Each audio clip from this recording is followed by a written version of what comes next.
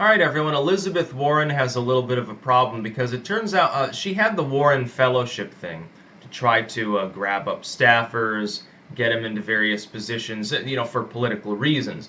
And now it's being alleged that it was basically that's been a scam operation, that it's a lot of bait and switch. What happens is someone signs up for it and they think, "Wow, I'm going to get into this political, I'll become a political staffer, I'll make a little money, I'll be able to, fight for, what I believe in, whatever.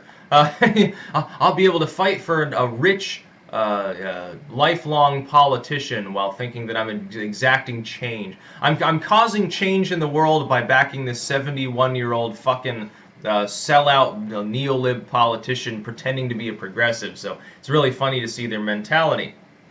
But apparently, the Warren Fellowship itself allegedly is a scam. And what it did was it would try to get people to work for free, try to take people who would apply and shuffle them into non-paid positions while sort of lying about the benefits of those positions, among other things. And there are other third-party groups that are nonpartisan that are agreeing that that appears to have sometimes been the case.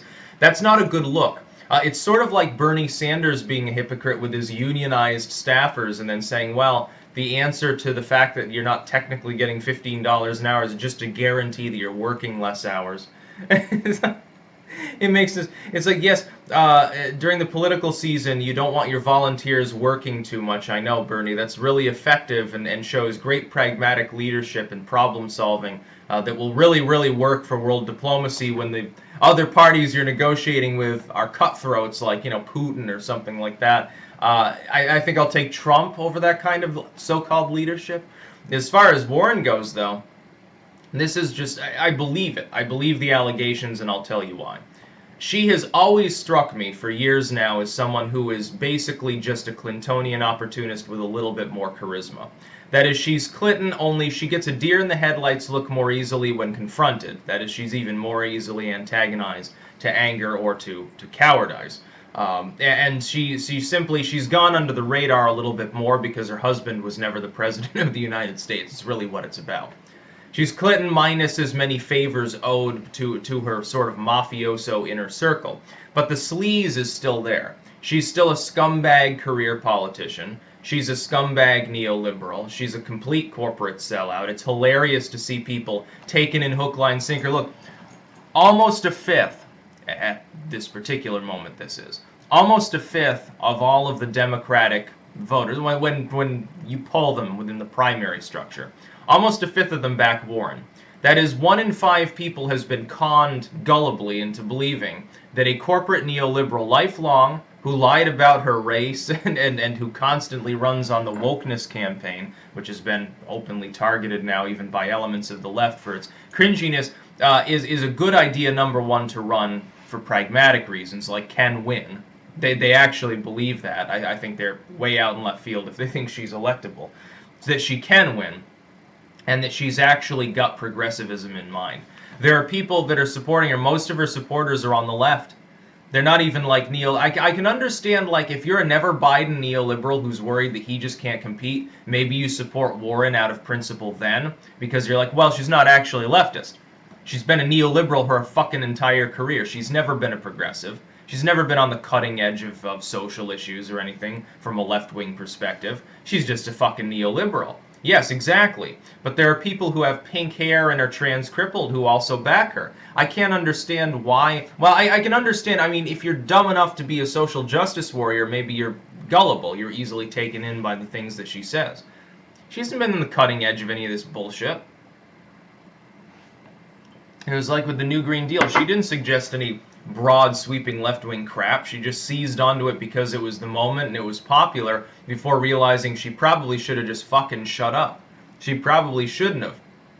Because then, of course, it was exposed for a gigantic farce that says, hey, maybe we should ban cow farts. Maybe we should ban transatlantic flight and have trains across the ocean.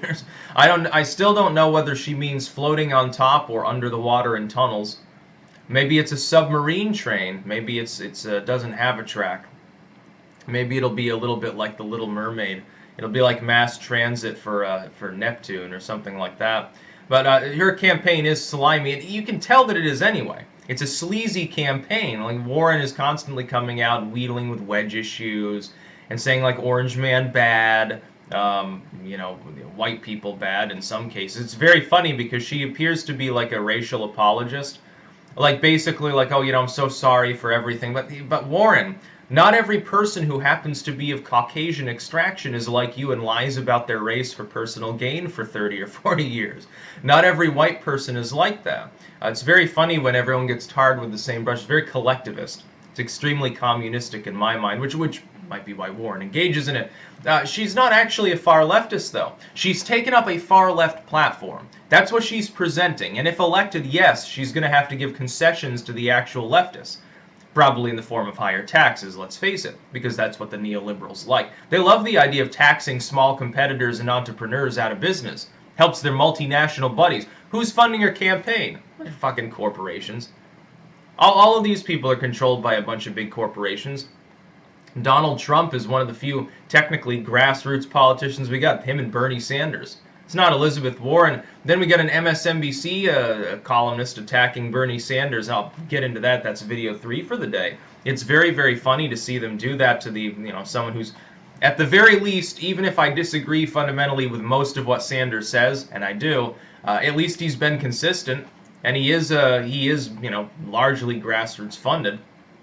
He got used to that by being in a state which is small enough to allow him to do that. So don't get me wrong, if Bernie Sanders had been from Texas, he'd be a little bit different in his campaign style. Warren's from like Massachusetts, I think. So she's from a very urbanized state. Massachusetts is fairly densely populated. You get Boston and shit, Springfield. No, she's just a slimy individual, though. She's not very trustworthy.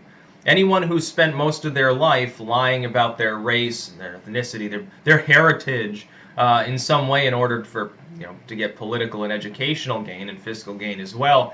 Yeah, very honest individual. Yeah, she doesn't even know how to drink her cheap piss beer. Like, she looks cringy even when she cracks open a beer. How the fuck do you accomplish that? It's like she's been stone cold sober her whole life. It's probably the first time she ever cracked open a beer, to tell the truth. It was a Hillary Clinton moment. It's just like when Beto there got his hair cut. Or when Biden speaks, to tell the truth. That's about all. Peace out.